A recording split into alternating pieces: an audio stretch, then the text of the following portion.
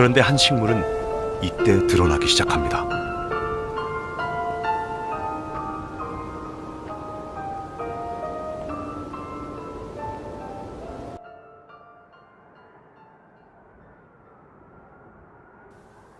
한겨울에 열매를 맺는 겨우살이. 이유가 무엇일까요?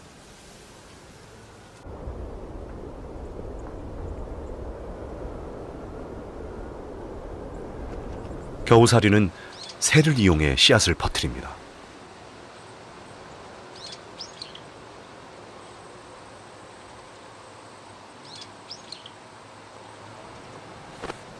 먹이를 찾아다니는 직박구리.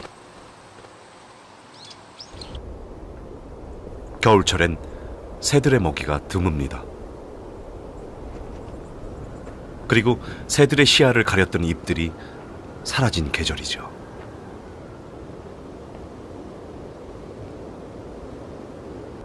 그래서 열매는 이때를 노린 거죠. 새들에게 독보적인 먹이가 되려는 것입니다.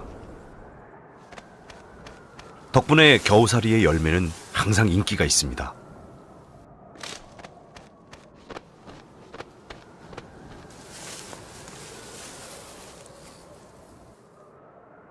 그리고 열매 크기도 직박구리의 부리 크기에 맞춰두었죠.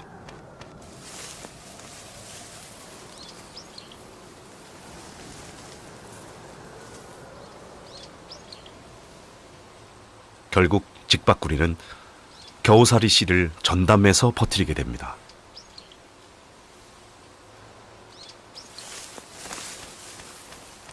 그런데 문제가 있습니다. 겨우살이는 기생식물의 일종입니다. 나뭇가지에 붙어야만 살 수 있죠. 그래서 겨우살이는 특별한 씨앗을 만듭니다.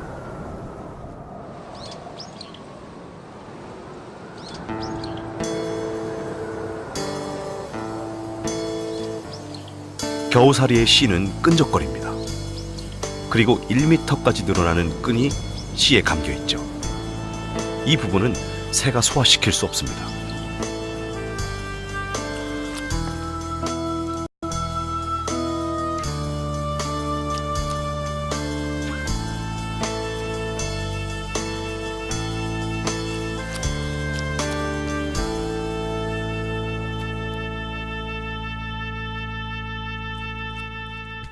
거미줄과 접착제를 가진 씨앗. 바람이 불면 진가는 드러납니다.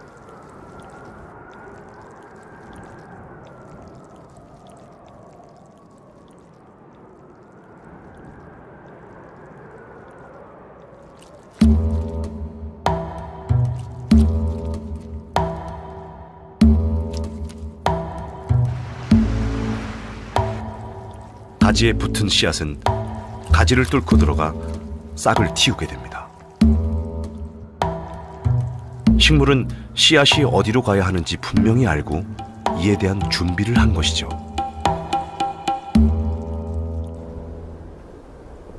그래서 어떤 씨앗엔 타이머가 장착되어 있습니다.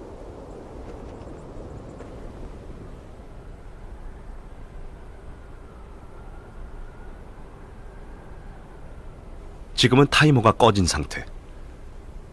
이대로 있다면 씨앗은 발아하지 않습니다.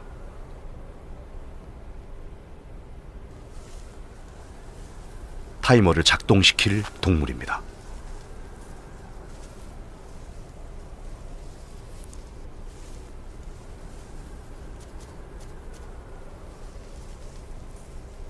겨울철 사냥은 헛개나무 열매를 먹습니다.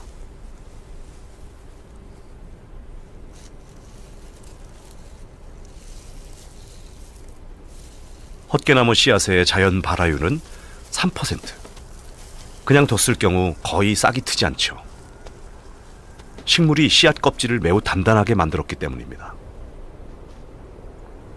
하지만 사냥에게 먹히면 발화율은 30%까지 올라갑니다. 사냥의 위액이 두꺼운 껍질을 얇게 만들기 때문이죠.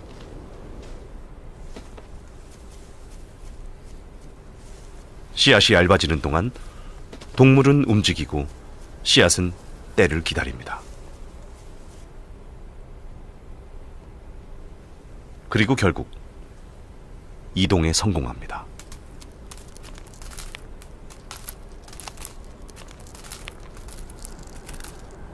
씨앗은 어미 식물 곁을 떠나야 경쟁을 피해 살아남습니다. 그래서 이동한 뒤에야 싹이 틀 수 있도록 타이머를 만들어 둔 것이죠.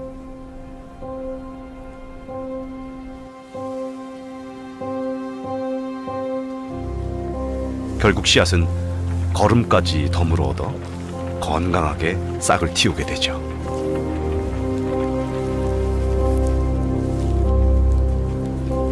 이러한 씨앗의 생존 능력은 인간의 문명을 무너뜨리기도 합니다.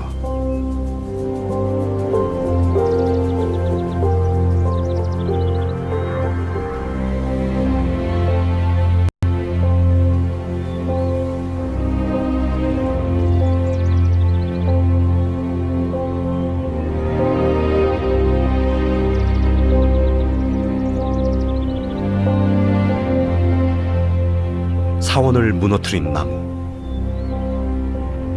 최초의 씨앗은 새들에 의해 옮겨졌습니다.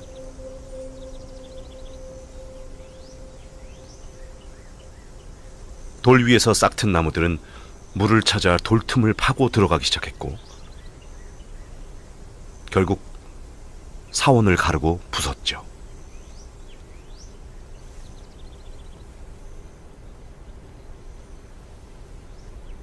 그러나 지금은 오히려 나무들이 사원을 지탱하고 있습니다.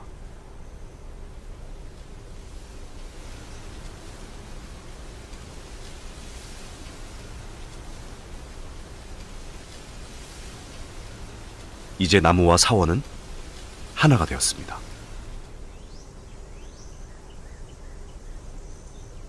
나무가 죽으면 사원도 무너지게 되어 있죠.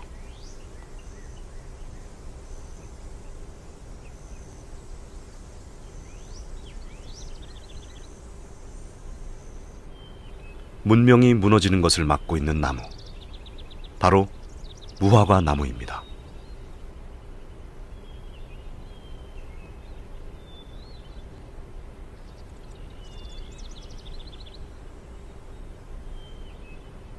전 세계 800여 종이 있는 무화과 나무.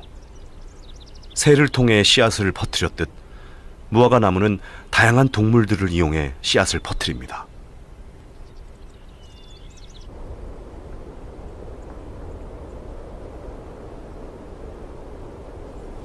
이 섬엔 약 150여 종의 무화과 나무가 자랍니다.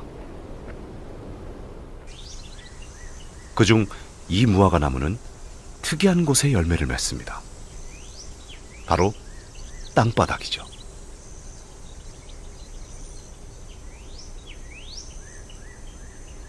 무화과 나무가 열매를 땅바닥에 맺은 이유는 무엇일까요?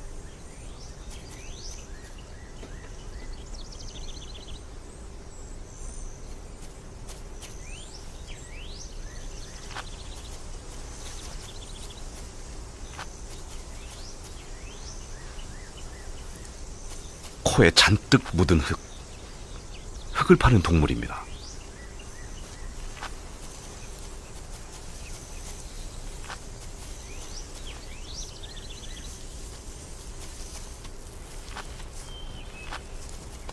땅을 파 먹이를 찾는 멧돼지의 습성.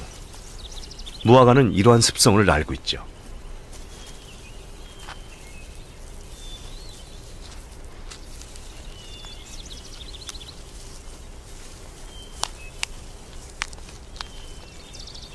식물은 씨앗을 퍼뜨리는 동물을 정해놓습니다. 그래서 그 습성에 맞는 전략을 세워 먹히려는 것이죠.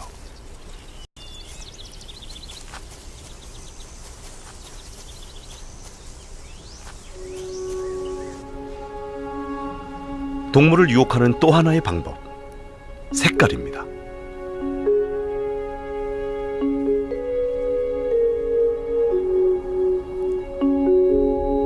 식물은 색을 만들어내는 전문가입니다. 자연의 거의 모든 색을 식물로부터 얻을 수 있죠. 식물은 씨앗이 준비되면 색깔을 입혀 포장을 합니다. 동물에게 과육이 맛있게 익었다고 알리는 거죠.